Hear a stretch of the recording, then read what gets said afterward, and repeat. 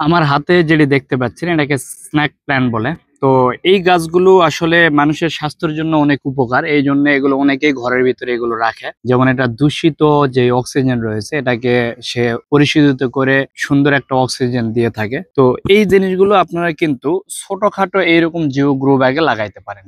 এই ব্যাগগুলো, এটা হচ্ছে 1 গ্যালনের ব্যাগ দেখতে পাচ্ছেন। এই ব্যাগগুলো প্লাস এর সাথে হালকা কিছু আপনার হচ্ছে মাটি এবং বেশ কোকোপিট দিয়ে কিন্তু লাগাইতে পারবেন। এটা সাথে কিছু ভার্মি কম্পোস্ট অ্যাড করতে পারেন এখানে। এটার আলাদা কোনো খাদ্যর তেমন প্রয়োজন পড়ে না। আর যদি গাছ খুবই খারাপ হয় সেক্ষেত্রে এনপিকে প্রয়োগ করলে যথেষ্ট। তো এই গাছগুলো ইনডোরে রাখলে অনেক সুন্দর দেখায়। যেমন আমি একটা এখানে লাগাইছি, দেখেন।